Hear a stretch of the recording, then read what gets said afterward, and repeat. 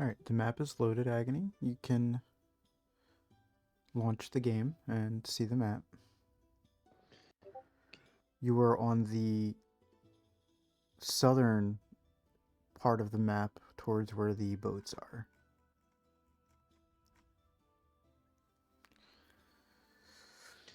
Okay, I see. Alright, so you've arrived by boat in the town of Eldoas. You received a missive asking for assistance.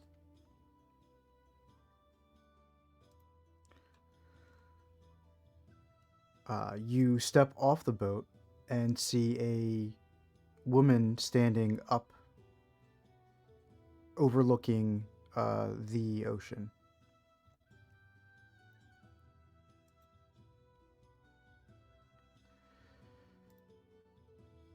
Hey Shu, hey Sausage. We're doing a quick one-shot RP session to help Agni. He said he wants to improve his role-playing skills, and I am more than happy to oblige because it is D&D, and we love D&D here.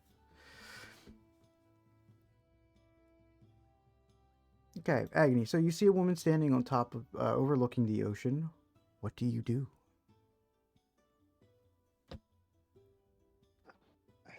Ask her if she want to send me this ladder. Shu says good luck and have fun, Agni. So you come up the steps to ask her.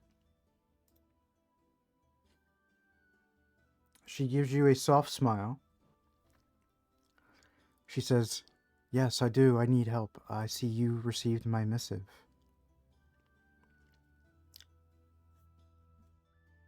Ask her what's not. My name is Ilara, Silver Shadow, and I believe that there is something terribly wrong in this city. She gestures behind you to the southwestern end of the map. Right about here.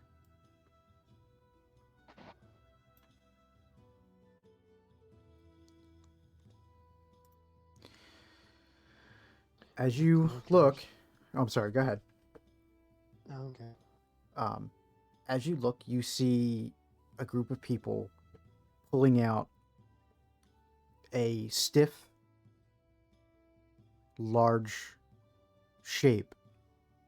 It looks like it's wrapped in cloth. Roll a perception check.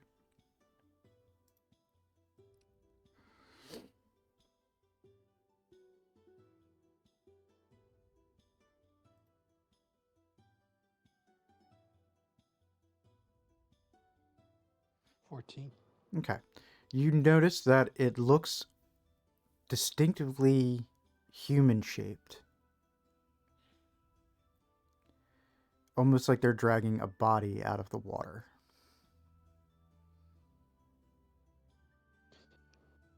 Like to stem in the body and others.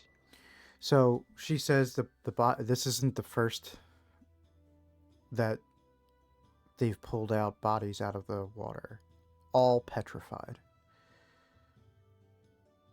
If you'll come with me, I have more information to tell you. Lead to lead. She gestures towards the inn, which is up this way.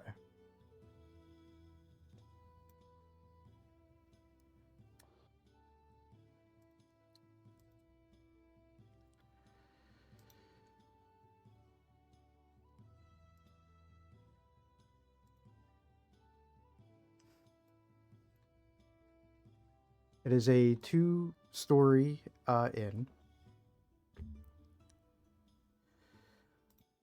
And as you are walking into the inn, she's explaining, she says, I've been studying petrification and how to cure it.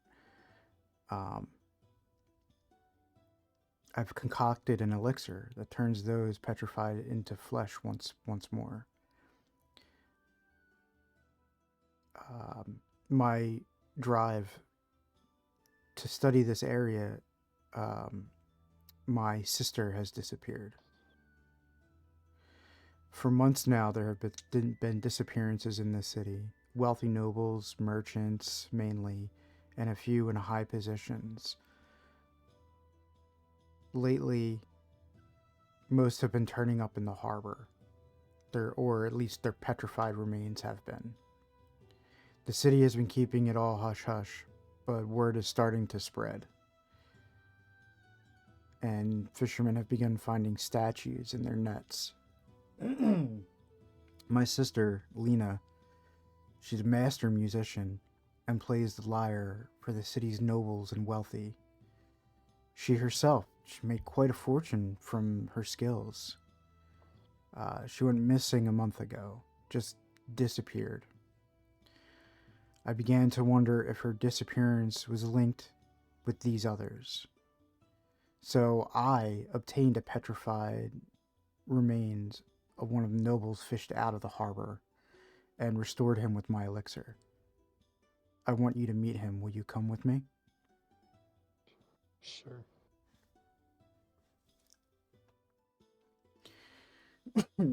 So she walks through the inn, gives a nod to the barkeep. He nods back, and you follow her up the steps to the second floor.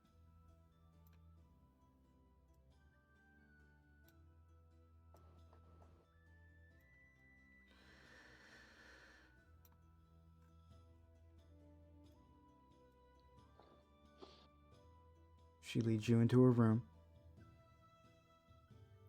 where a man is resting.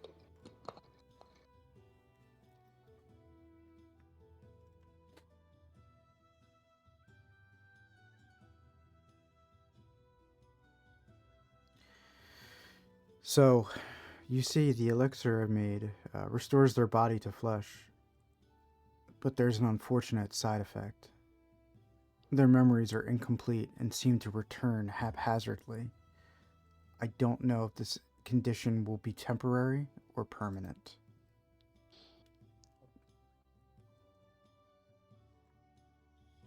How many have you given to those? Just him so far. I've only tested it haphazardly and just now recently perfected it. Do you have a file for myself? I have plenty of vials. Mainly, I don't want to believe that it is true, but if my sister has been petrified, she will also need the elixir. Okay.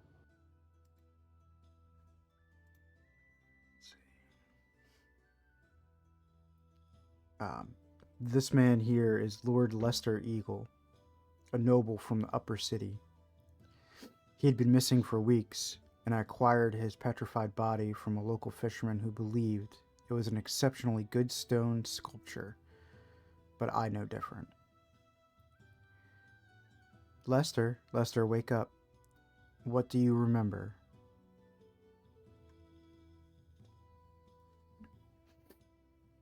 He wakes up. He looks around in confusion. You can see almost a flicker of recognition in his eyes.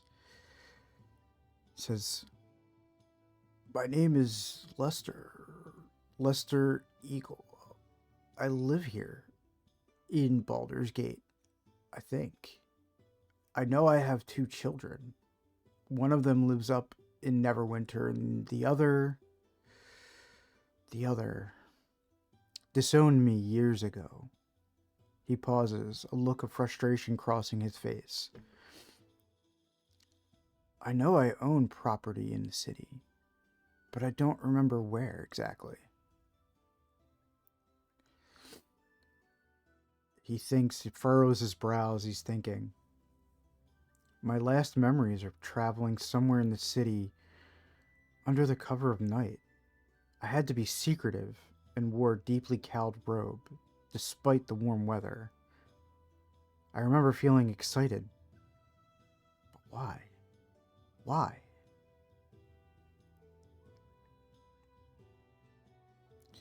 He looks at you, Sophie.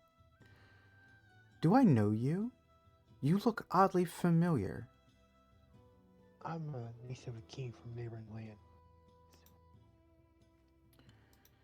He thinks for a moment. Then he shrugs. He says, "I don't, I don't remember." Just be the first time we met.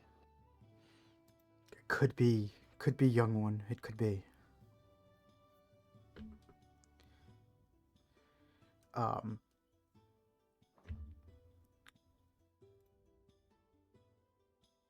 she kind of, Laura kind of pulls you off to the side a little bit, and she, in her hand, is holding what looks almost like a flattened bar of platinum with strange markings on it. She says, "This was in his pocket when I restored him. The bar is pure platinum. One side, you can see it on the one side, stamped with a design. 3 black dice. Their sides marked with symbols instead of numbers. Roll a investigation check." 29. On the symbols they're 5 symbols. I'm sorry, 6 symbols. A dog, a skull, a cutlass, a hook, a fish, and a rat.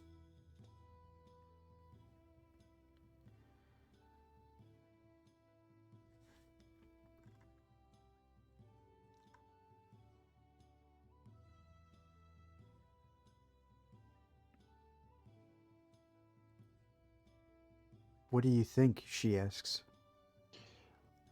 I'll like to look at it more later. Okay. So you sit there contemplating for a while.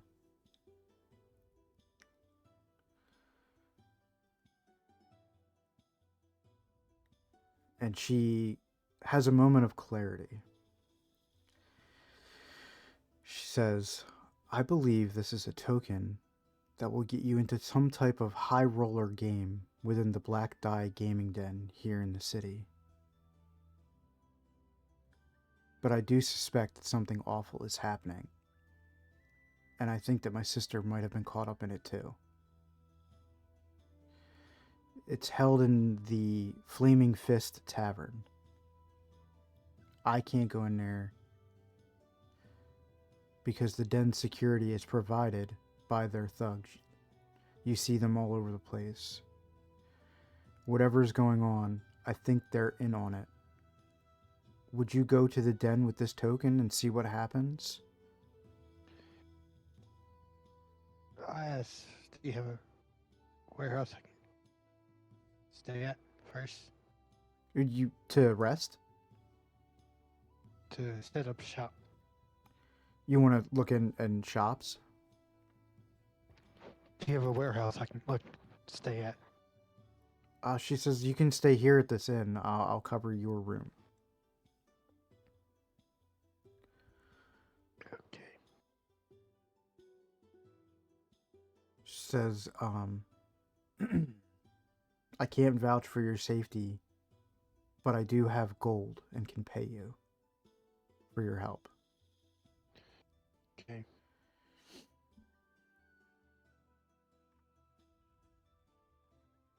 She hands you a small uh, pouch. It is completely black, and she says, "In here are some vials of my elixir, a potion of invisibility, and something that may help you in case you get into a very sticky situation." She puts it in your hand. You do recognize it as a bag of holding.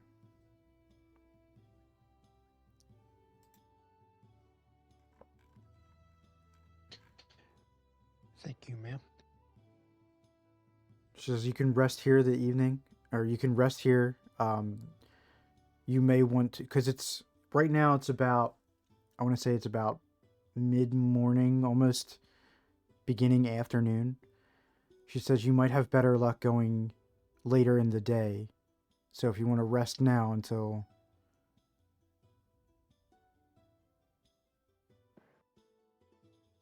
All right, I'll do that. Okay.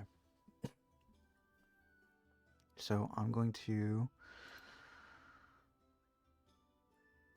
add to your inventory the bag of holding, the item that's in there, and the potion of invisibility. Okay? Sure. Okay.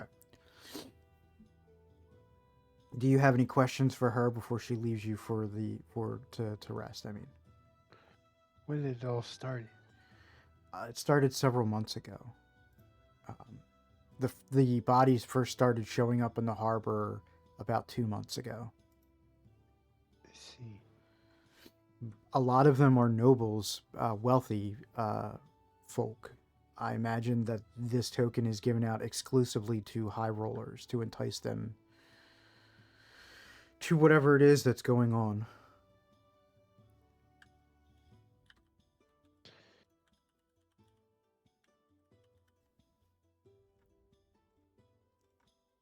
Interesting.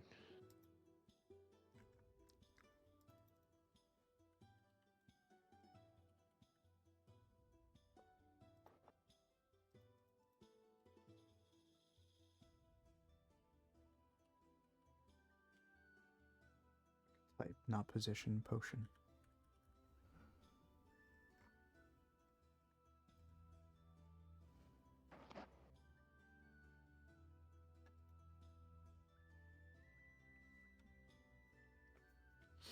That's it. Oh, there it is.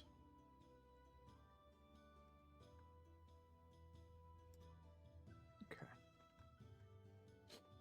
All right, and inside also with the other stuff there are 3 vials of her elixir. So you might have to refresh your character sheet, and then they should show up.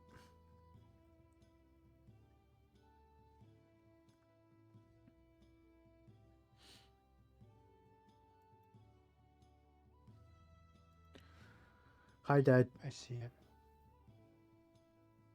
Hey, everybody, welcome in. Again, we're doing a quick one shot with my boy Agony here. He wants to get better at role playing. I hope everybody's having a good Sunday so far.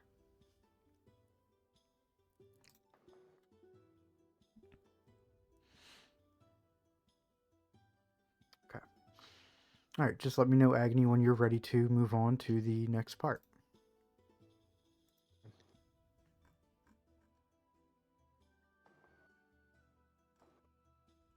I'm ready. Okay. So, excuse me. So you rest for a while. She comes up. She says it's near sunset. Now might be a good time to go over and investigate what's going on.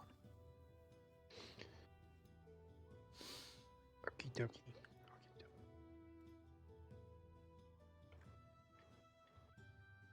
So you go over. It is right here on the first floor.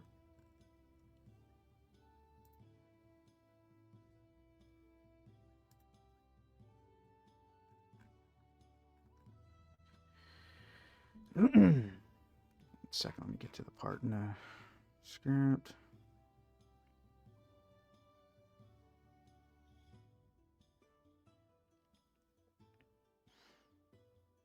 From what you've gathered, information wise, or what you remember about the town, you know that the Den is a popular drinking and gambling hole on Baldur's Gate's dockside. It's frequented by sailors, dock workers, and quote unquote questionable types. Um, if you roll a perception check for me,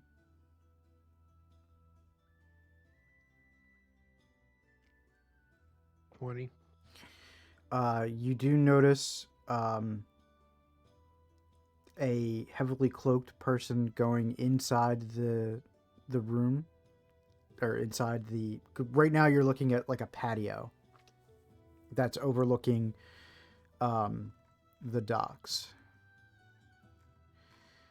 The wooden patio runs along one side of the den, overlooking the bustling harbor of Baldur's Gate, and offering a perfect vantage point to watch the activity on the docks and the ships coming and going.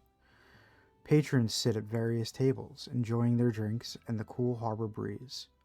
The atmosphere is lively, yet relaxed, filled with laughter and chatter. Near the edge of the patio, one sailor plays a light tune on a flute, adding a cheerful melody to the ambient sounds of the harbor. The warm glow of lanterns hanging from the eaves of the den casts a cozy light over the scene.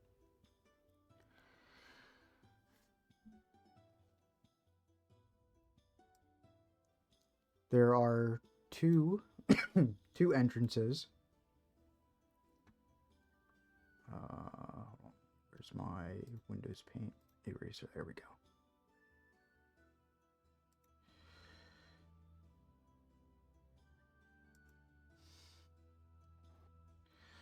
There are two entrances.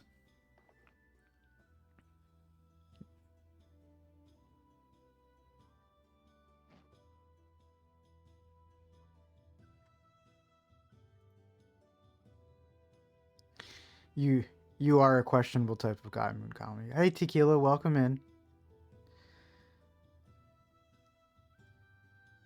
Hope everybody's having a good Sunday so far. Okay, Agni, which door would you like to enter in? The left side. The left side. Okay.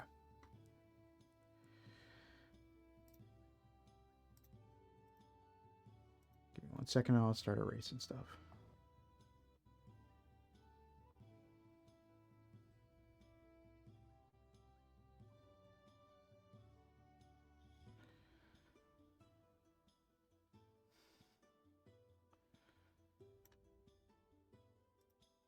Okay. So you open the door. The first thing you notice is a burly man standing there at the door waiting as you walk in. He puts out a hand. He says, "I'm sorry, we do not allow weapons inside."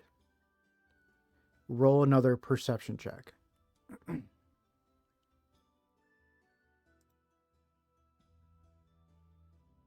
Hey, Cozy, thank you for tabbing. I appreciate you.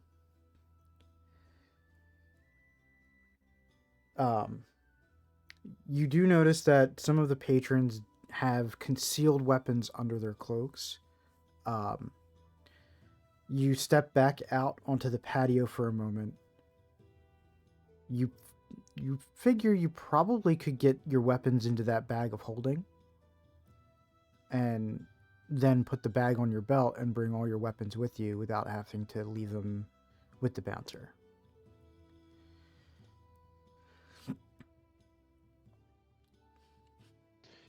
Put what's in the bag. You're going to put your stuff in the bag? Yep. Okay. All right. So proceed in as you would.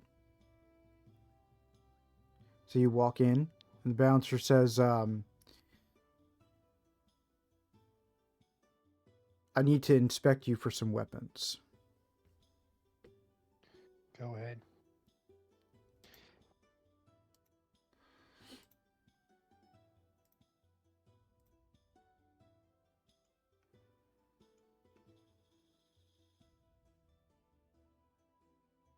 Okay.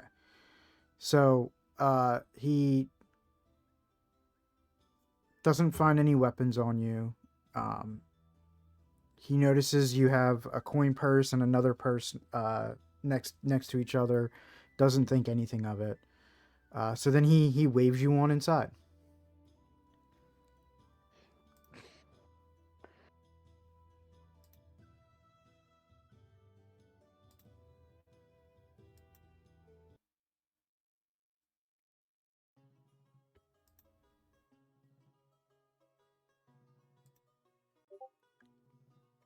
All right. This large common room in the den is filled with a lively, bustling energy. Many tables are scattered throughout the area, each hosting patrons engaged in various activities. A raised stage to your right and behind you sits empty for the moment, awaiting the next performer. Along one side of the room stretches a long bar. Near the bar is a kitchen with a great hearth, a low fire burning within it, casting a warm, flickering light. Many patrons gather around the hearth, drinking and talking loudly, their laughter and voices filling the air. At the tables, games are in full swing.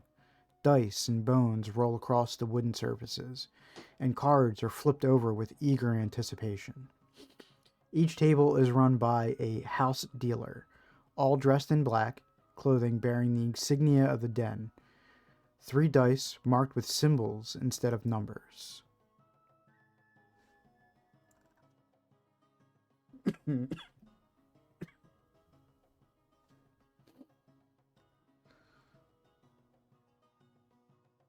I showed them the I had. You're talking about the platinum piece? Most of the dealers and things that you show that to, they look like they don't want anything to do with it. Roll an investigation check. 22.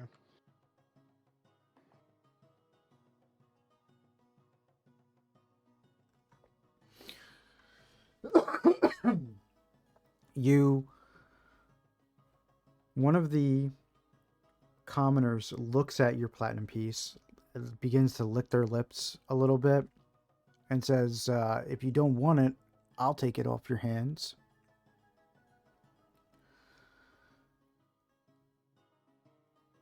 Um, as you you can walk around and explore the area if you like.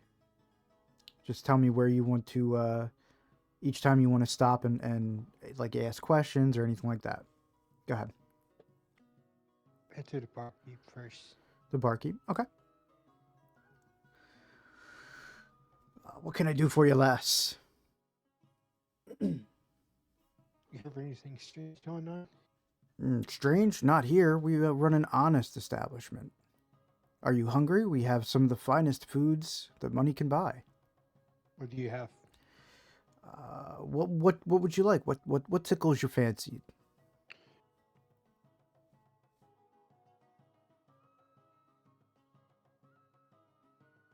Surprise me. Do you, I know a lot of Elvenkind, some kind don't eat meat. Do you, does meat do you have any preferences of food? Any allergies to food? No. Okay. He walks into the kitchen. The other barkeep comes over and says, "Offer you anything to drink?" Your heart is flickering. Are you sure? Yes. He says, "Blood of the dragon that bit you coming right up."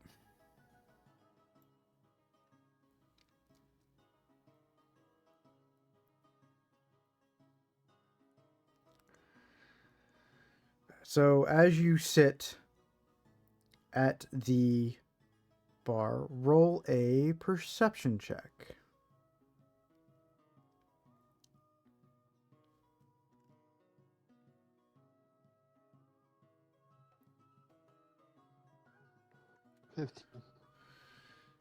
You notice off to the right, there is a cloaked man standing in front of a railing with a set of stairs going down. You notice that he is vigilant. Hasn't Doesn't move from his post. Doesn't even look like he takes a break. You see a patron approach, heavily cloaked in fine clothing. He has a brief conversation looks like he passes him something.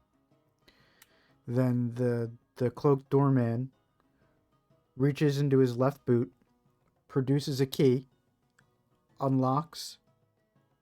After the patron passes through, he locks it once more and puts the key back into his boot.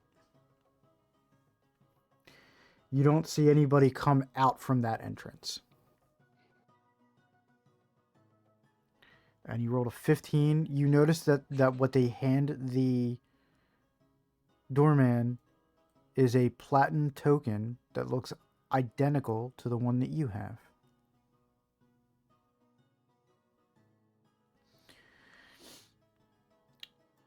This one puts your drink on the counter. It says the meal and the drink is 12 silver. Here you go. You what are you giving them? Because I think right now all you're carrying is gold. How much one goes? I think it's 10 silver is a gold piece. I think that's the conversion. Let me see.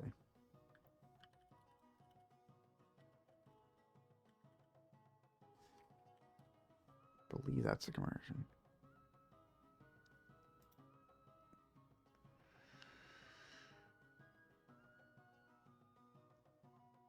Yeah, so it's one gold piece is worth 10 silver pieces. Tell him keep the change. Well, it's 12 silver, so you slide him 2 gold. Yes. Okay. And he bows and thanking you for your generosity.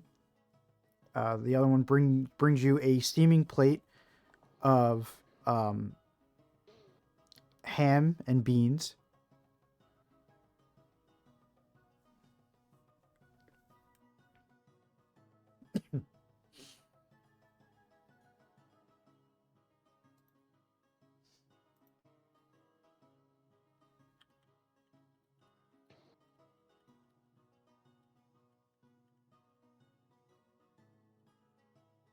Eat the ham and beans. What's up? Ate the ham and beans. Okay, so you enjoy your meal. Steadily, every once in a while, looking over, you see a total of 2 more cloaked figures go down the stairs. The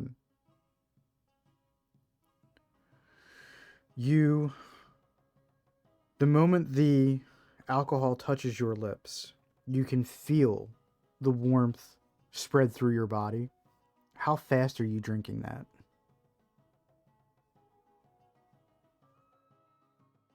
All one down. Okay, roll a Constitution save.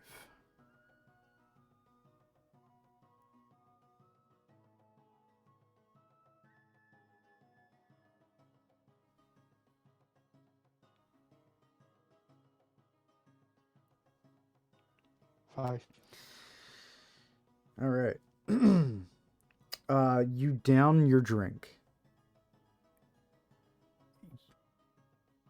It hits you a lot harder than you expected it to. You find it hard to get up from the bar.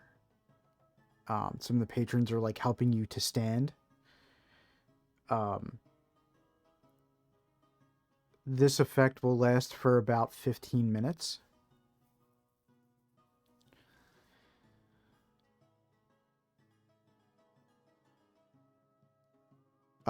You can choose to wait at the counter or the bar counter until it passes, or you can try and make your way to the doorman. I'll wait. Okay. I'll be right back. Okay.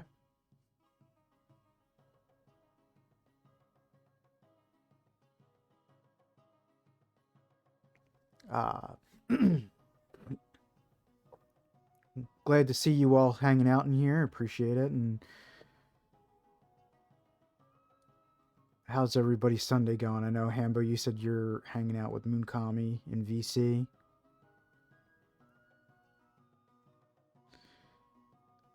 Oh, Escanor's in here too. That's awesome. Yeah, I figured you were chilling, Shu. So right, we use D&D Beyond. Um, I know that there are other platforms like Roll20, uh,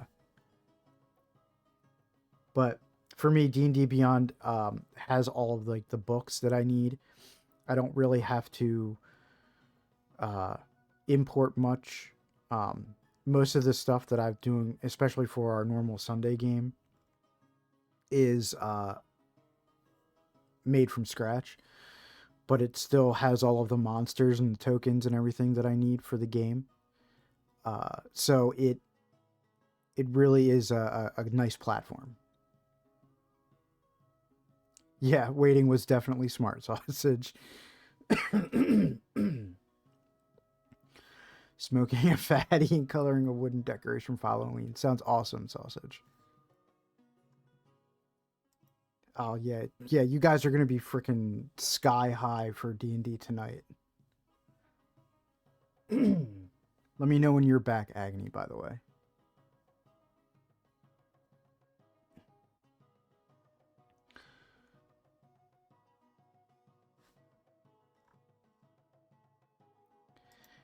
Yeah, Jack. I I have plans to do a bunch of one shots. I have some that are one player, one DM, like this one, basically to help people that are new to the game kind of get a feel for it. Um, Welcome back, Agony. Um, but Hambo, if you could drop the Discord link in, um, we've played through mostly through Discord and through D&D Beyond. So, but as long as you you know want to play, we have a place. All right, so Agony, you obviously like the games don't show any signs of stopping. Um, you wait out the 15 minutes. You roll another Constitution save for me.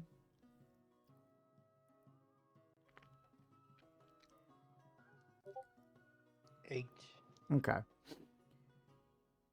You still are feeling some of the effects of downing your drink too quickly, but you are able to stand and get up and move around without aid.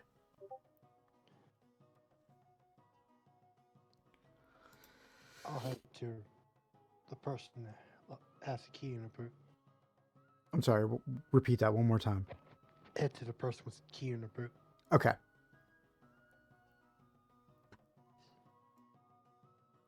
So you come up to the doorman.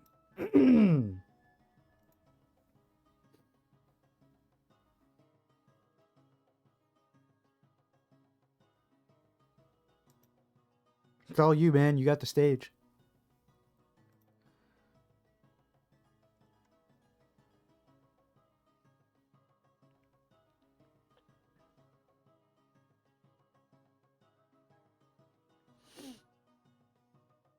You just gonna stand there in front of him, or I show him a piece. he sees the platinum piece in your hand, smiles at you, and says, "May Timora be with you, friend." Before opening the door. Are you proficient in religion? No. You can roll a religion check if you want to find out who Timora is.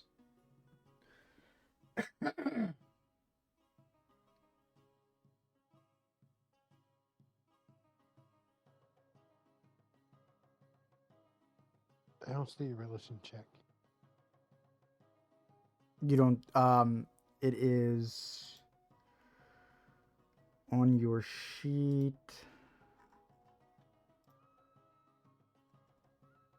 Uh, Between persuasion and sleight of hand.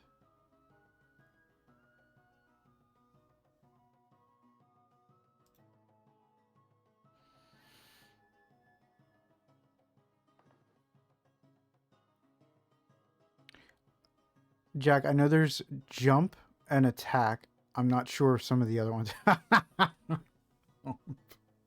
don't 20. think that's a command. 20. Agony, you know that Timora is the goddess of good luck and shines on those who take great risks.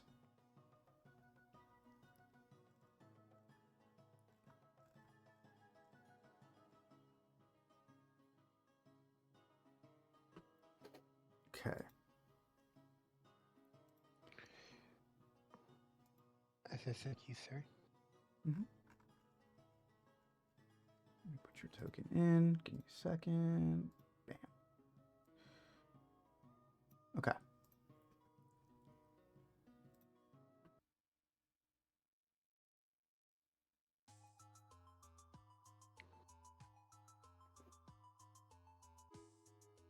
As you descend a stone stair and enter a large chamber with tables and chairs, you are greeted by a foul smelling area with aqueducts of sewage flowing nearby.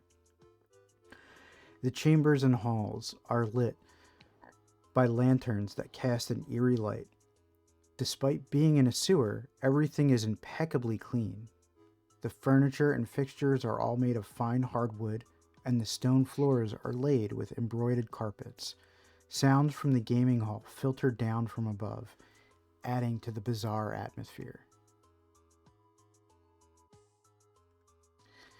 A man in a cowled black robe greets you at the base of the stairs. He appears similar to the doorman above. Beside him on a table are a number of masks in various styles: jester, wolf, ghoul, and rat. Wordlessly, the man gestures to the masks. I'll take the wolf mask. The wolf mask.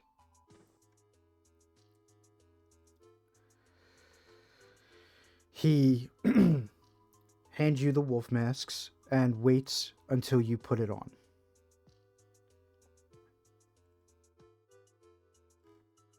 And I will send you a picture of what the masks look like.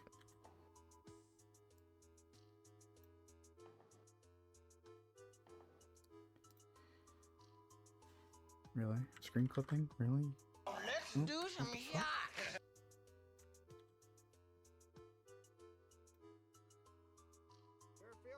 Alright, well, I'll do that later. Here.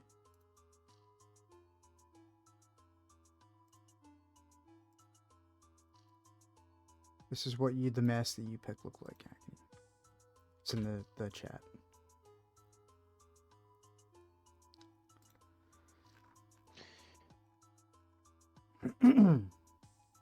Interesting mask you got there. You see him smile. He's crooked, missing teeth, and then starts to lead you through.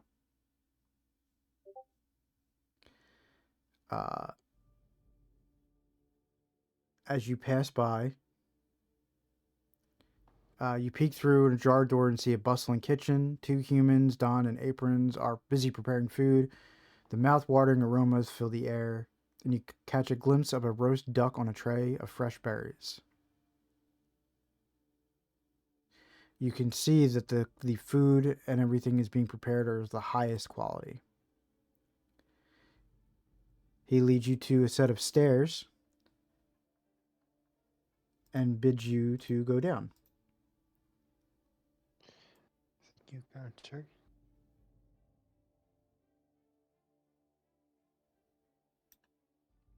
Okay.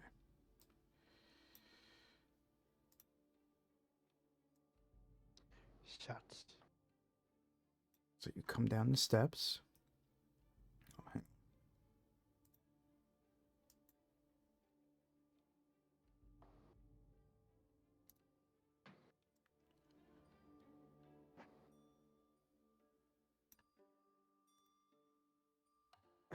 Okay, I'll get you in a second. Okay.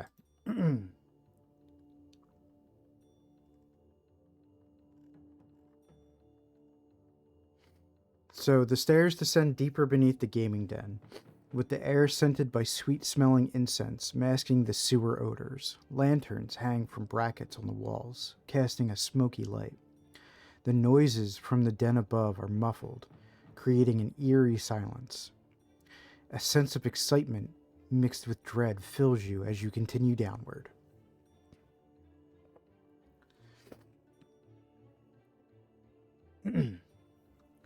As you come out, you see a large table ahead of you, set with a golden cloth. Something is in the table's center, perhaps a pot. Around the table sit 3 figures, all robed and masked. They wear masks of the kinds previously described, but none of them match the one you chose. One seat is empty, presumably for you. All masked faces turn to you expectantly. What's that? Head towards them. Okay. As you get closer, you notice that the center of the table has been hollowed out, and what you thought was a pot is actually another figure, its head covered in a black velvet sack. The figure writhes silently, adding to the bizarre scene.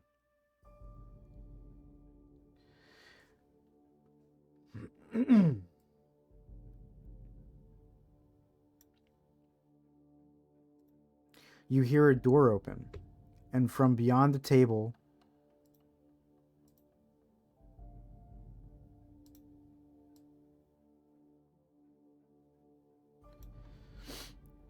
steps another robed figure. This one's robe made of fine gold and silver cloth. The figure wears a sinister-looking plague doctor mask and motions for you to sit at the unclaimed seat. I do what he said. Roll a perception check.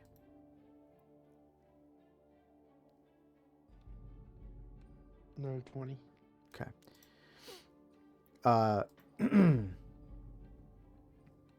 You notice where he's standing, there is a lever at shoulder height set into the stone wall.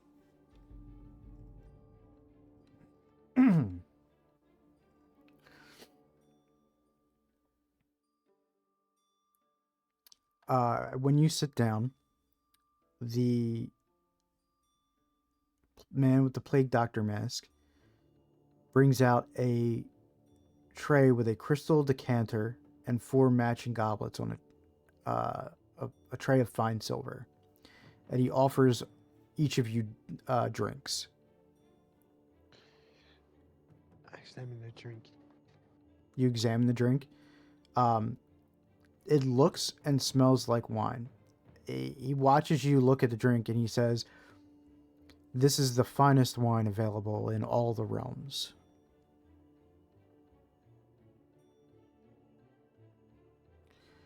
Take a sip of it.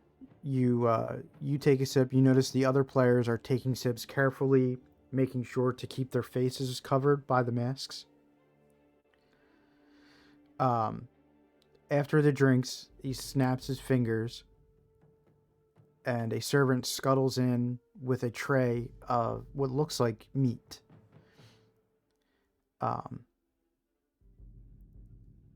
You can tell that the food is prepared with the highest qualities in mind. And he passes the tray around and offers you each some of the meat.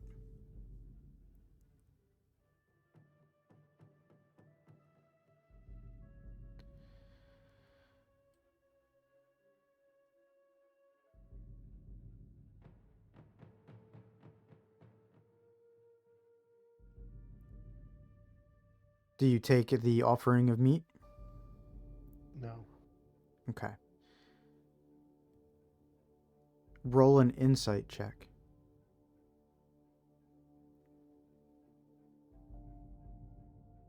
18. So the tray with the meats comes to you and you decline the meats. The the game master shrugs. The tray passes. Some of the other patrons look at you a little suspiciously, but don't say anything as they sample the meats. The next that the game master offers He grabs at a tray with 4 small wooden pipes.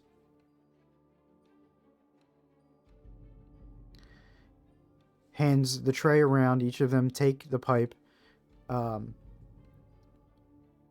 He has a small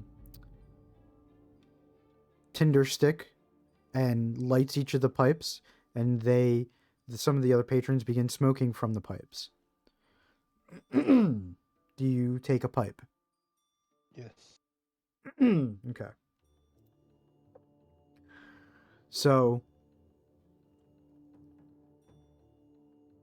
you puff on the pipe, roll a knowledge nature. Or roll a nature check, I'm sorry. My 3.5 coming out again.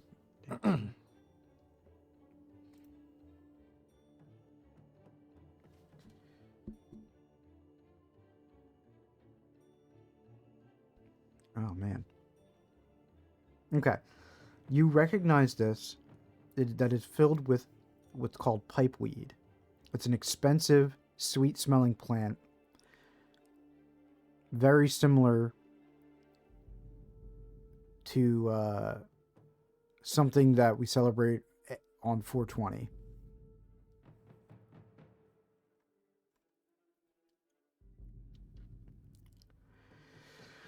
After you have had your fill of the drink and the meats, the game master claps his hands 3 times, signaling for the games to begin. He moves over, grabs the lever, and pulls it.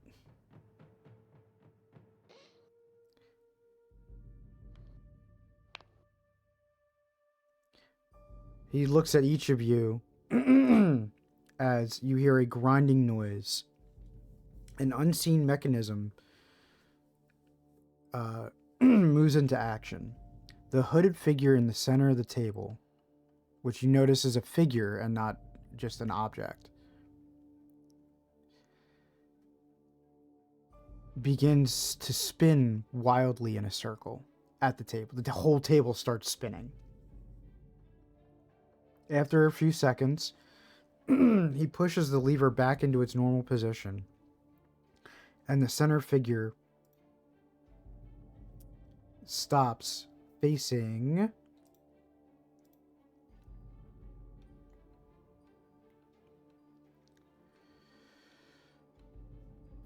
this patron right here.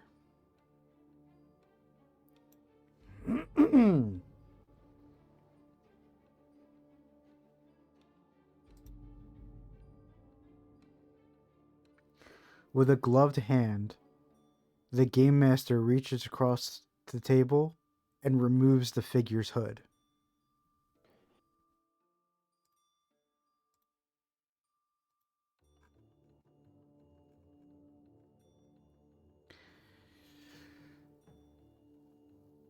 You recognize this as a Medusa.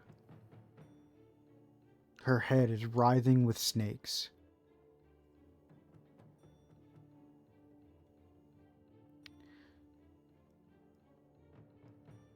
She gazes at the player she's facing. The player immediately becomes petrified and turns to stone.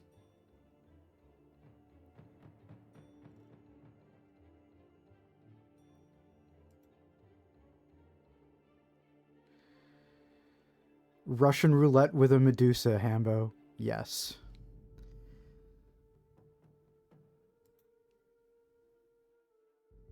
Fuck.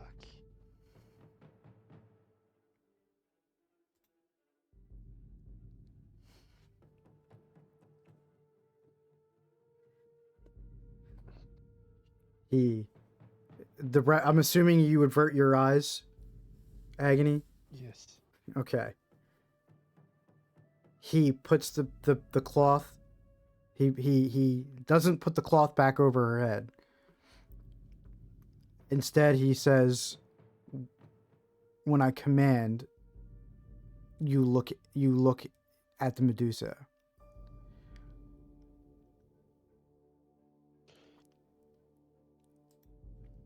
Am I able to cast a spell with my eyes?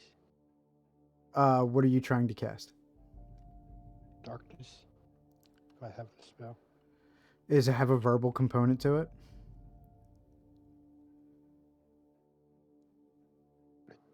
It'll say components: M for material, S for somatic, and V for verbal.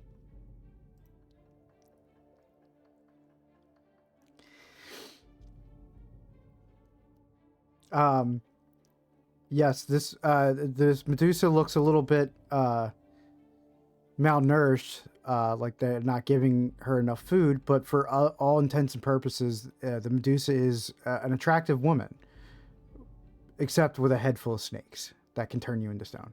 Sausage said, "Going out rock hard twice." I can't.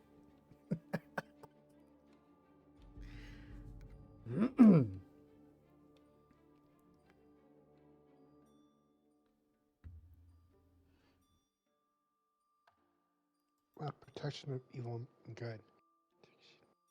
Protection of evil and good. That gives you advantages to your saves. Do you have like guidance or? Nope. Okay. Let's see what you have.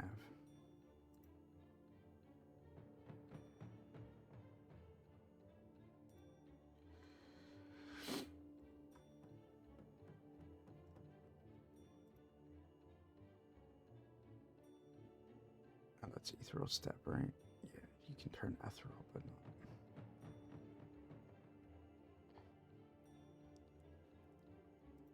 Okay. She likes it from behind.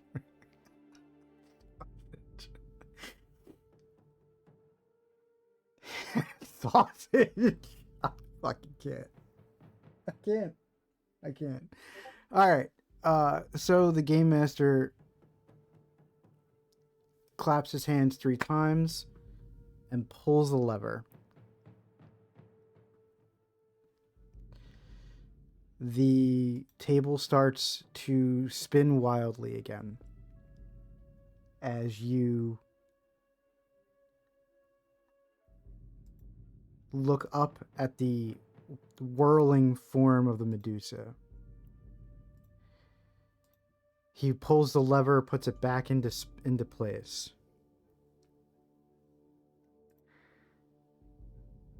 The lever stops and faces this player right here. Before he can look away, the Medusa's glare settles on him.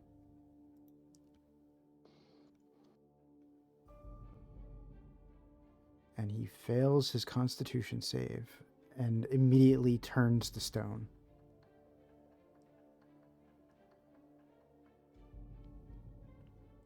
While the rest of you look away.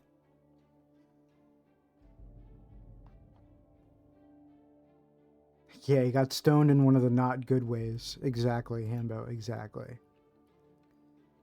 Claps his hands. You notice that before he pulls the lever again, the Medusa turns and glares at him. And he just stands there and stares right back at her before he pulls the lever down. And the table starts to spin wildly.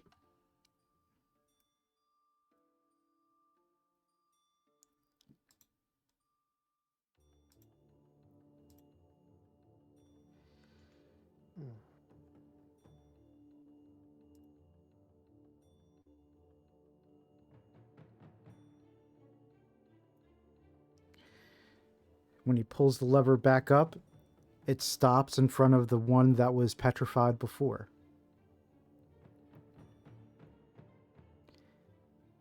He looks to you and the other player on your right and says, "Timora seems to be with you both today."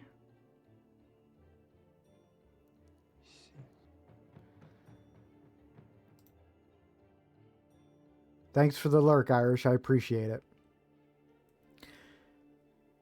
Hand grabs the lever again, pauses for a few seconds, looking at the last two players at the table that aren't turned to stone. Pulls the lever again.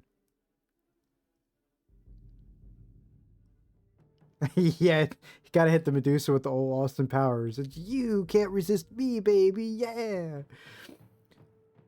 So the table starts to spin rapidly again. He lifts the lever back into position, into its original position. The lever stops moving.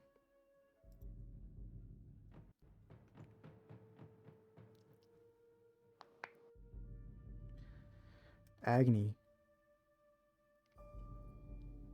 Roll a Constitution save.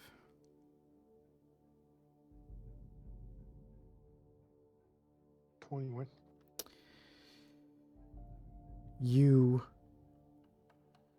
The Medusa stops. Her gaze settles on you, and for a moment you feel your heart stop. But your strong constitution prevents you from being turned to stone by her gaze. And then you look for a moment at her, and then you look away to avert your eyes in case, she tries to turn you to stone again. You hear the game master chuckle. Very well done. Very well done. Pulls the lever again. The table spins.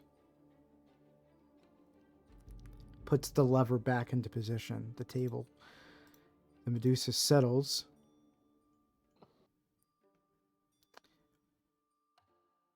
On the one of them that was already petrified.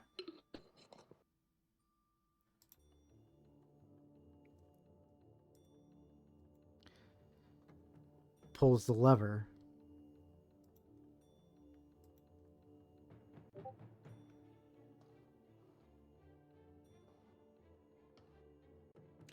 Medusa slows, and you know that she's coming your way again, Agony.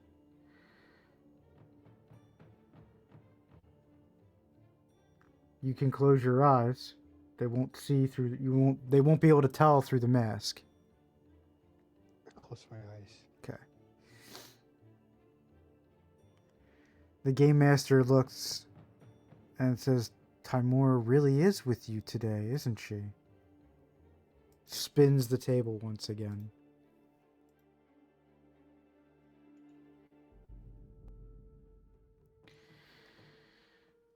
The spinning stops. The Medusa glares at the last player here.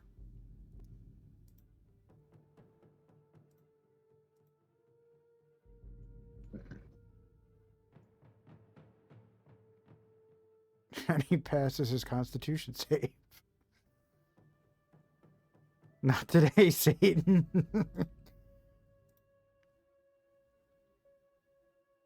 Spins the table once again.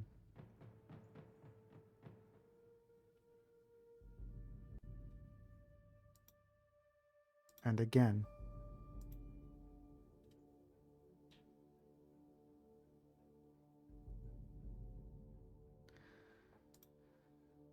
And again.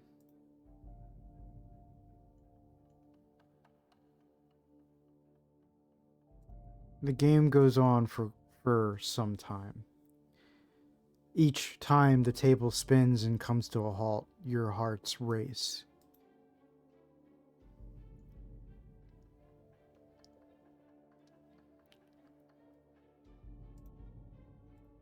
You don't know if at one point the table will stop and her gaze might settle on you again.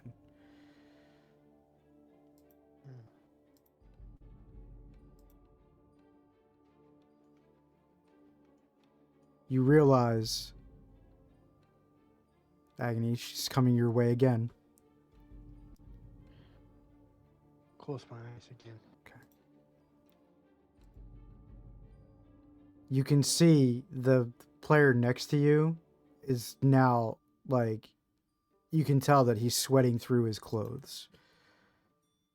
The game master almost looks concerned because the game hasn't ever gone on this long before. Usually there's a clear winner.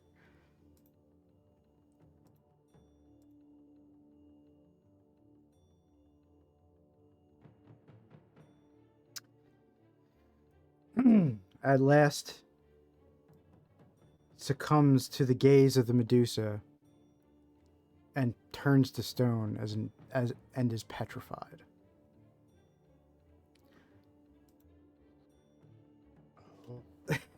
Save me, Sanstadan.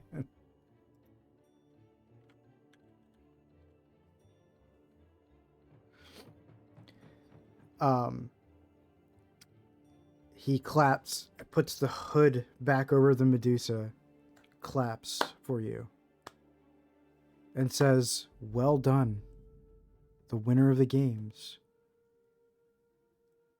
Allow me to get your reward. Wait here a moment."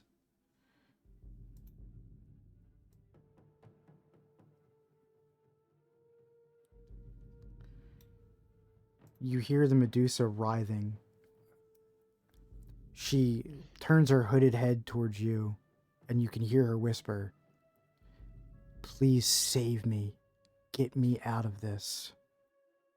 And how are you supposed to do that?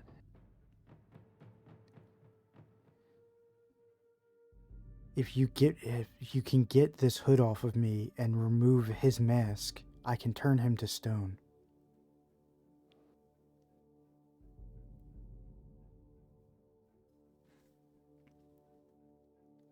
He's not very strong.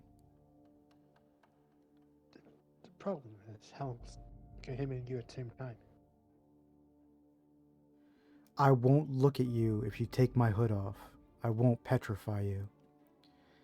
If you take my hood off and surprise him as he comes out from the room, I think you can take him and surprise him. Do I have a piece of rope on me? If you have the Explorer's Pack or one of those starting equipment packs, I believe they give you rope. Yeah, you have rope. Tie the rope to the mast. The hood is saying. You're gonna tie the rope to her mask? To her hood, or To her hood. okay? So what is your plan with the rope? What are you going to do with it? Tie the hood to my belt. Tie it to her hood, and then what? Like to pull the rope to pull the mask off? Yeah. Okay. All right. So you tie the hood. You tie the rope to the hood. And then you hand her the end of the rope so that she can hold onto it and pull the hood off of her when you give the signal. Is that was kind of like what you had in mind? Yeah. Okay. Well, if it's not, I mean, were you planning to pull the hood yourself, or were you gonna have her pull the hood off? Myself. Okay. Tie All it right. to my pants. All right. So you like tie it to your belt? Okay. Yeah. All right.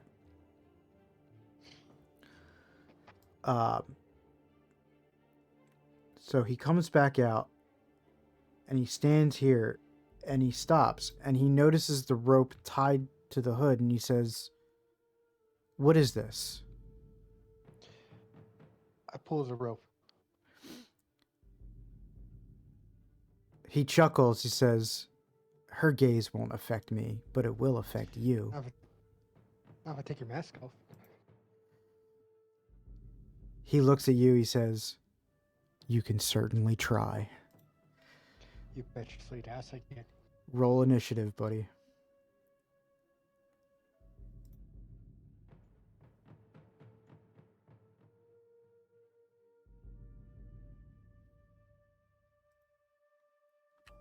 $13. He rolled a 4. Mm-hmm.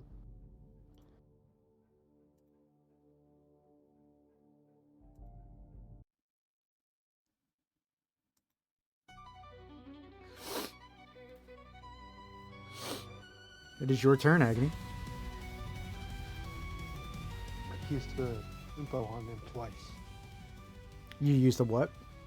Moonbow.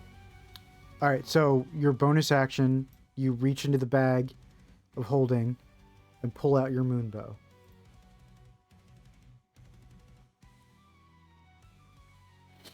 Roll your attacks. Wait, wrong one. 17. 24. Okay. 24 hits.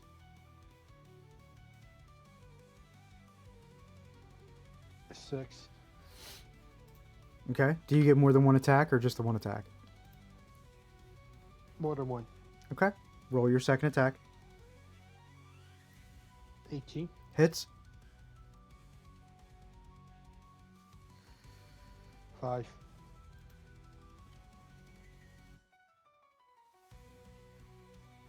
Okay. You see him drop a purse that looks like it's filled with coins, tosses it to the side, pulls out a scimitar and a dagger.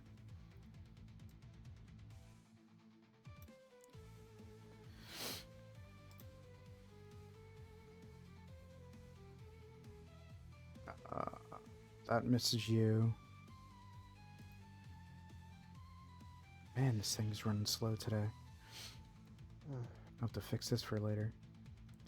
20 breaks your armor class.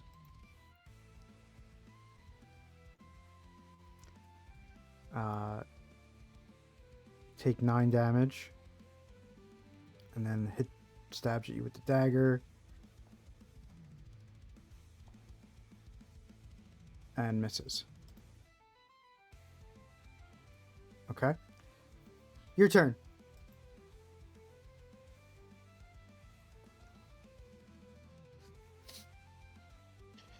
Use my flame sword. All right. Twice.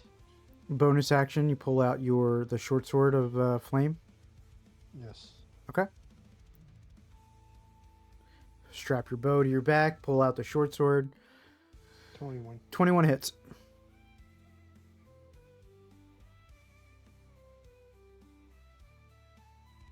Four. Okay. Plus you do, 2d6 fire damage, right? I think it does fire damage too, Agony. Which one's I think it does like 2d6 fire damage. that though? What's The, that? the flame tongue short sword. Yeah, it does 2d6 fire damage. So roll your 2d6 for your fire damage. Which die is that? The square. It looks like a cube. 5. Alright. Another 5. Alright, and your 11 misses.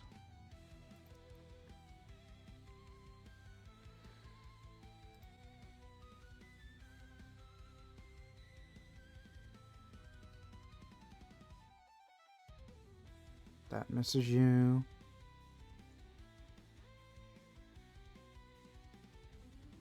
That hits you.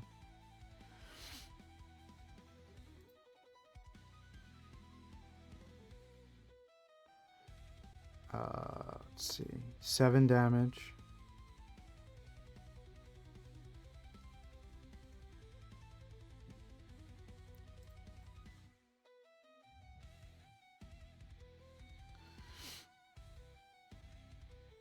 And another 7 damage.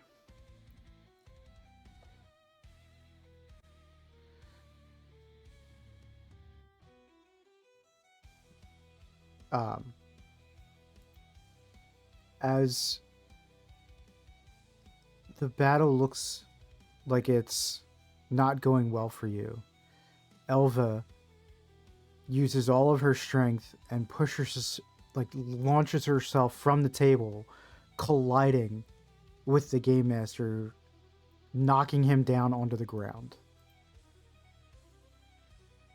It is now your turn, Agony. Can I try to take the mask off him? Roll a...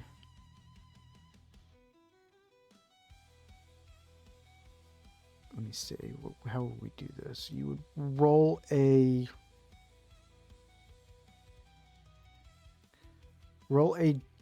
dex check.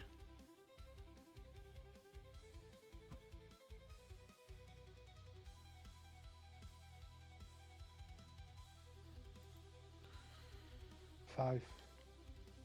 You're trying to reach to grab the mask, and he's fighting you off. He's trying to fight the Medusa off.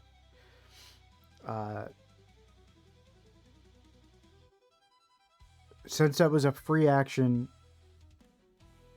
to interact with an object, you can still make your full round of actions. Any attacks against him have advantage because he's knocked prone. I'm sorting him. Okay, 21. that's a hit.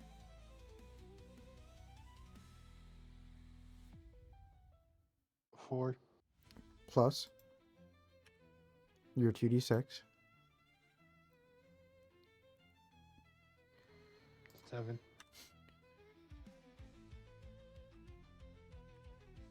Okay. And you're doing a second attack. Second attack.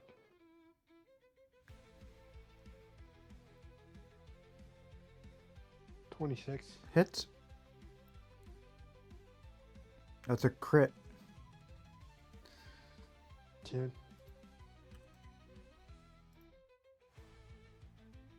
15. That's you roll 2d6. Agony, roll another one. You've been rolling 1d6. Roll 2. There you go. Roll me another dexterity check, but this time with advantage.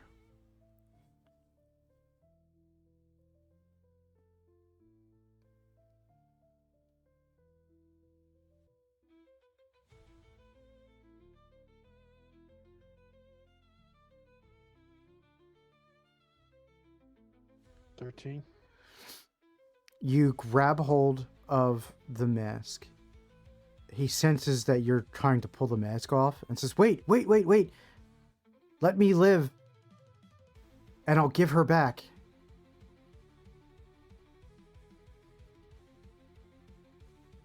Yeah, I don't believe he pulled it off. You're here for that girl's sister, right? I have her in my back room as a trophy. Release me and I'll give her to you. Look at the Medusa. What do you think? She says, he said he would let me go if I did what I was told, and I'm still here. Would you believe him? No. So she pulls the mask off. You pull the mask off, and she gazes. Uses her gaze on him.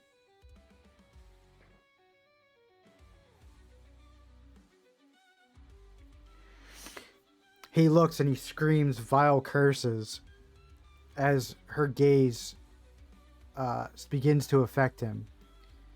His voice turns almost hollow as he screams in agony. You watch as his body begins turning to stone. With one final act, he swings his scimitar, hitting the Medusa in the side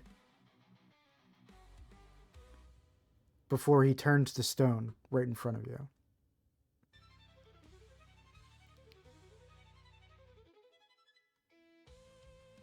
Medusa, are you okay? She's grabbing her side. She's bleeding. She says, "My name is Elva." Oh.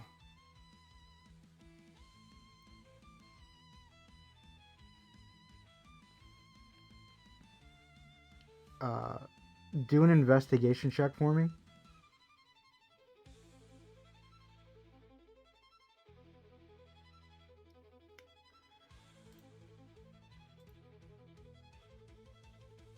$28. Inside of the bag of holding, you also find 2 potions of cure wounds. Hands the potion to her. You would do this for me? And you are trapped to yourself. such kindness in humans, in humankind is I'm not used to it. She drinks the potion.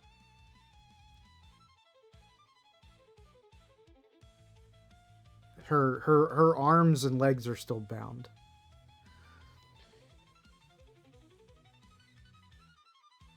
Cut the rope.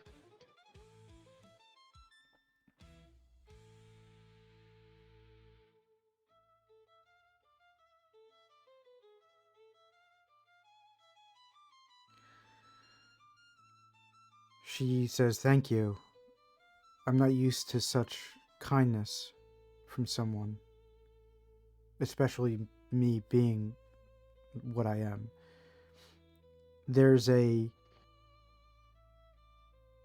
secret entrance out of here. I've seen where he takes the statues to get rid of them." Lead the way. She says, "Didn't he mention that he had somebody captive? He did. Shouldn't you go to see to them first before we escape?" And where's that supposed to be? He mentioned that it was in the back rooms. Oh, where is it? I need It's with the back room, yes. Alright, give me 1 second, buddy. I forget how to spell the person's name.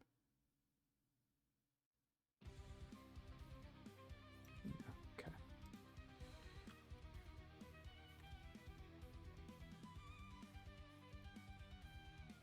So you go into the back rooms, and you see a statue.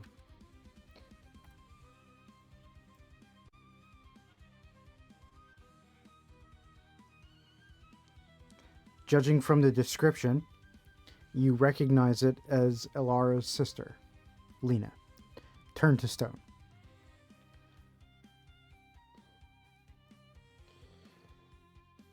Use a file on her. Use what? The file. You're talking about the elixir? Mm-hmm. Okay. So you slowly begin to pour the elixir into the stone statue's open mouth. A few moments pass as you start to see the stone melt away as she begins gulping the elixir now.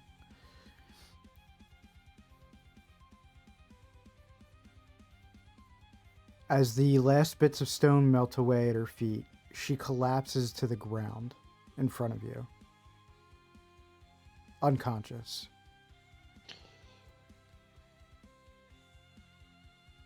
Will she be fit into the back folding?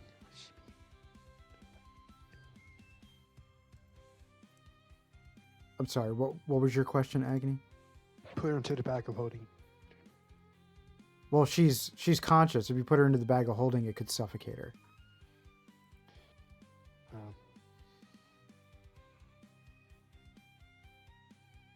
Your sister came and asked me to come get you. She's unconscious. You feel like you could probably carry her out. I'll carry her up then.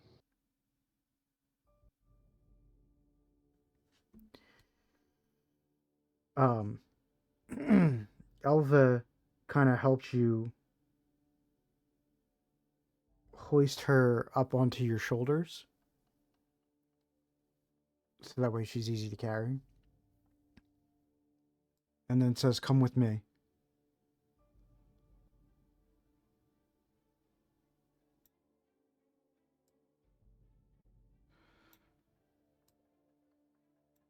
She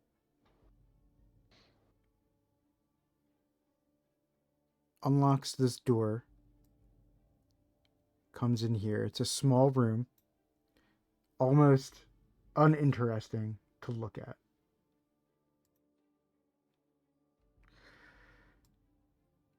As you enter with Lena, she pushes a stone block in.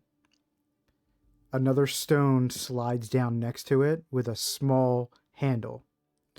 She pulls the handle, twists it, and then pushes it back in, and a door slides open. The smell of sewer fills your nostrils. She says, "It smells down here, but at least it's better than being stone." Fair enough.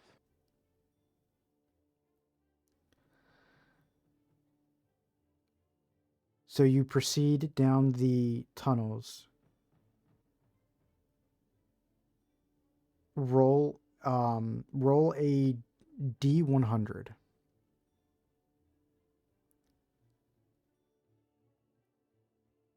Do you know which one that is? That's the one that has the two dice next to each other. No, that's a D20. Roll a D100. There it is. Okay. So you take some turns.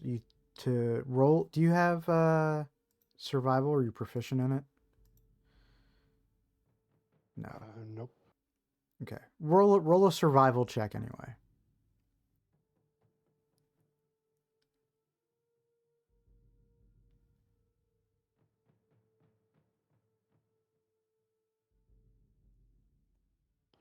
$18.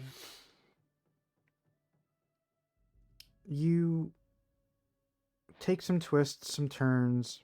You realize at one point that you're going the wrong direction. Um, Years of studying your during your studies, studying maps and layouts of sewers and buildings and learning the etiquette and history of different lands. Um, you recognize that this sewer has the same layout as other cities that you've studied. So you do manage to find your way to a sewer grate that is overlooking the harbor.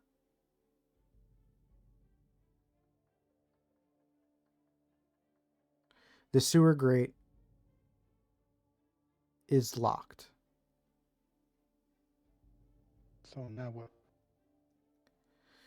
Oh, Can't you pick the lock or bash it open?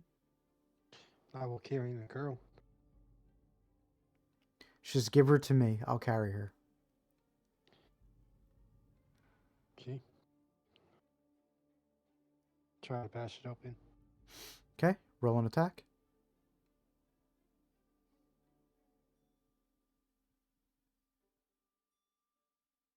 23.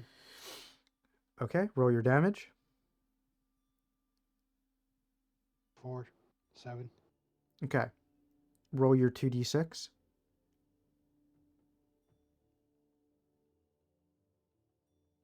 11. One more.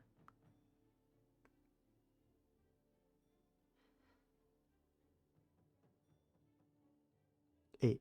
Okay, so you hit the lock with the flame tongue short sword. It clangs against the steel. The flames begin to melt the lock. You feel like one good whack and you could knock and break the lock off. Roll another attack. Hey, Rock. Thanks, man. I appreciate the tabs. 16. 16. Roll your damage. 8. Okay, so you hit the lock again, and the hot steel shatters apart. She says Elvis says, "Good, let's get out of here. I can't wait to be home."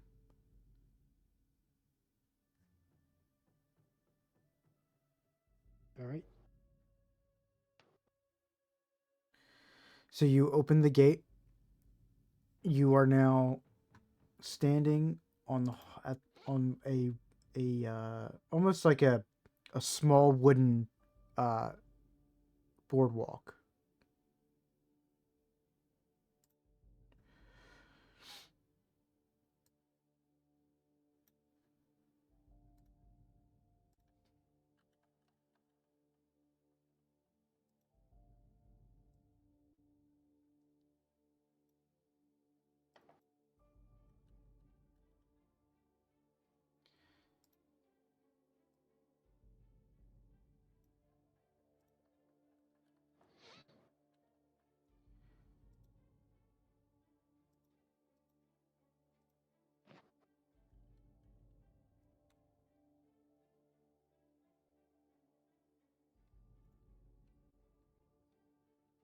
Okay.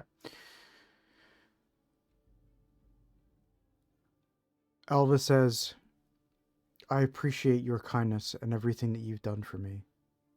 This is where, unfortunately, we must part ways, for I would not be welcomed in a city like this. Not so fast. Your invisible potion. Wait, what happened? Invisible potion. You're giving her the invisibility potion? Yep. She says, once again, you show kindness that is not only unexpected, but appreciated. If you ever find yourself to the Isles of the South, speak my name, and you will be welcomed in. All right.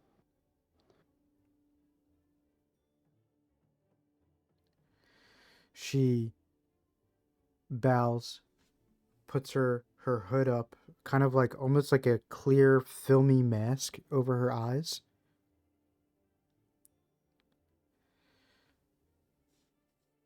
And says, I hope that we do meet again someday. Might. Downs the potion, tosses the bottle into the harbor behind her, and as she starts to fade into invisibility, she blows you a kiss.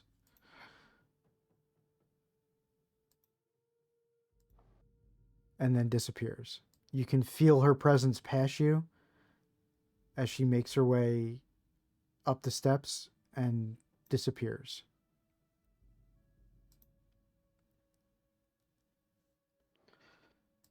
You go ahead. Take her to the sister. Okay, so you are carrying Lena on your back. You're climbing up the steps.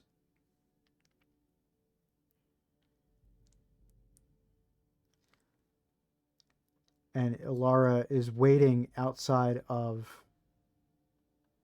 the Flaming Fist Tavern where the den is. She's waiting outside.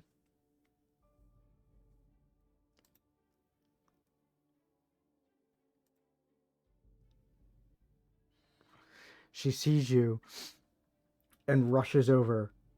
You found her! Oh my goodness! You found her! Quiet down. I'm sorry. I'm so sorry. Please bring her with you. Come with me. And she takes you back to the inn.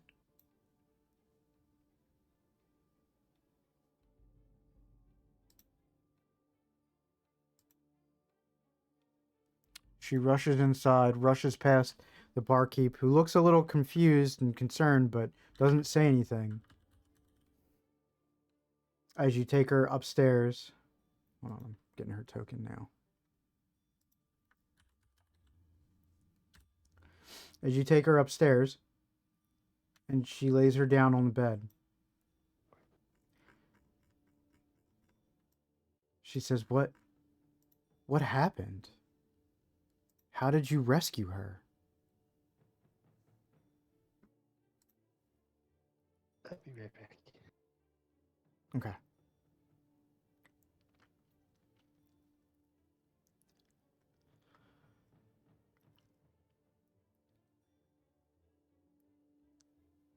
Thank you, everybody who's been hanging out and watching. Appreciate everybody coming in on Sunday. Keep in mind that this is not the normal Sunday D&D game.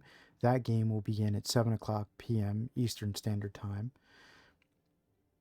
I hope that everybody is having a good day so far. And if you are Super Bowl fans, who do you think's going to win the Super Bowl?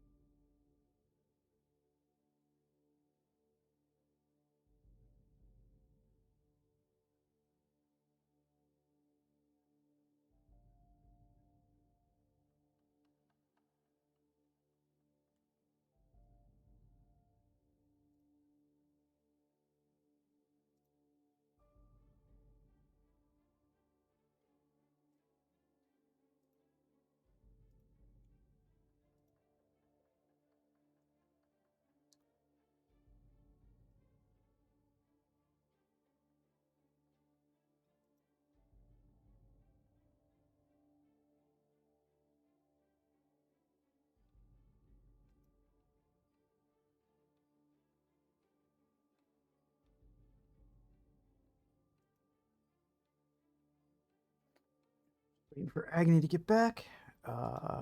Hope Back. everybody's doing. Oh, good. Welcome back. Okay. So she says, "What happened? How did you rescue her?" Some guy in a white doctor mask turned to stone underneath the tavern.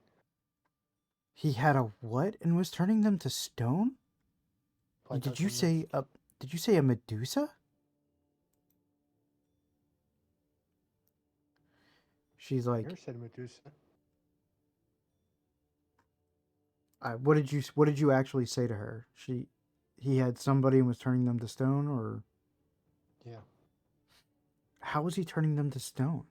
I don't understand.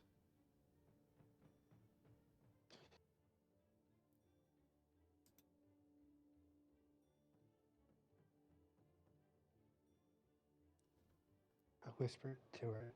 It was a Medusa. A Medusa? Where in the Don't Where ask in the me, I'm world? new here. She's like pinching the bridge of her nose, like, oh, this is way. How in the world? He has to be stopped. He has a Medusa. We have to stop him.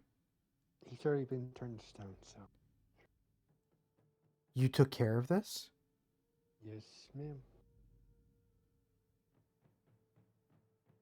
Oh my heavens. No, he wasn't alone.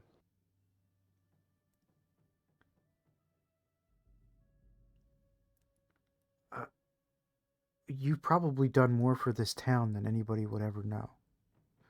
Obviously, those games were bad news, and people were hurt. Even though they did it at their own risk, the people were still hurt by it. My sister included. I'm thankful that you took care of this. She says, as I promised you for helping, when she hands you a bag of coins. Yeah. What did you say? You cut out a little bit. Keep the coin. I have to give you something. You've returned my sister's life. You saved people of this town. I could use the warehouse. A warehouse? Yeah. She says, well, then maybe you do need these coins. Take them to invest in a warehouse. I know that there might be one down by the docks here that you can use. Okay.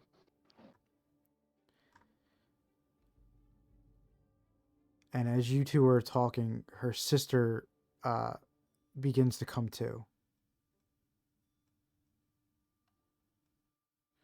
And she looks at Ilara and says, Ilara, where am I?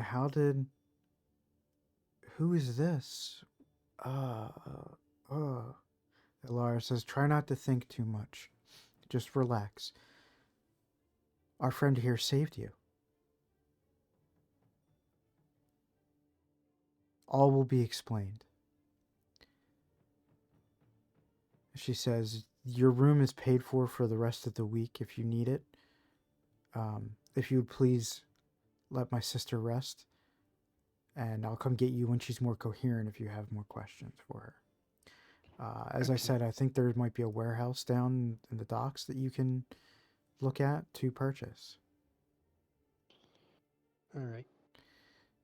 The other coin purse that Hamhog had a prize of 500 gold coins.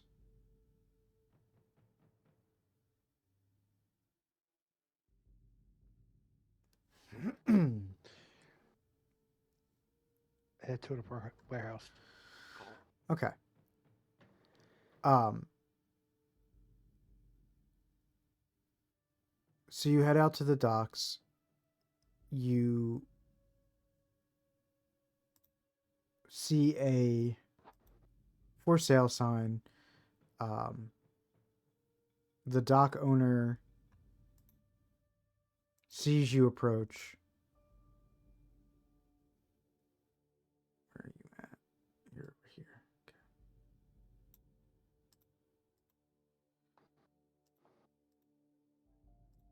and says, how can I help you? I'd like to buy this building. Building's a bit pricey, and it's empty. You'll have to hire a crew. And what do you want the building for? Private investigator office. Private investigator office. Yes. Interesting. He says, well, just being as you look new in town, I could let the building go for 1,500 gold.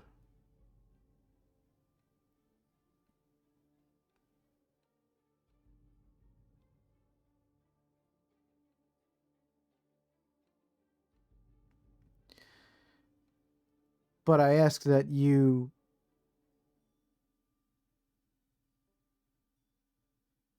going to have to keep up the maintenance and everything on it yourself. And with the deeds, you'll have to pay your city tax and all your taxes. Do you think you can handle it? I can try. I'll certainly try. All right. And with that, we conclude this one shot. Your character will set up a investigation, kind of like a detective agency, and yeah, okay, whatever, stop. Okay, you saved Ilara's sister. You stopped a dangerous gambling ring, and got some wealth out of it.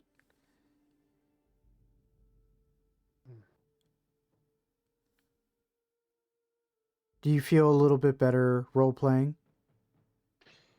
Yeah. Good. We can always do more sessions if you need to. We can expand on this universe or expand on this character. But for now, we are going to wrap up this session. Let's see, who can we... Where is he?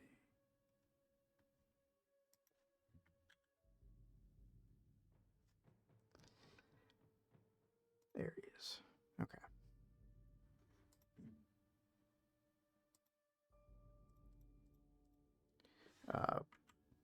We are going to raid out for now. We will be playing our Sunday game at 7 o'clock p.m. Please tune in later to catch us play Eclipsing Scales.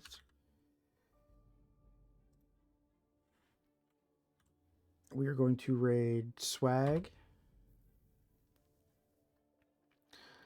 Thank you, everybody that tuned in and was hanging out with us. And we will catch you all in the next session. Ciao.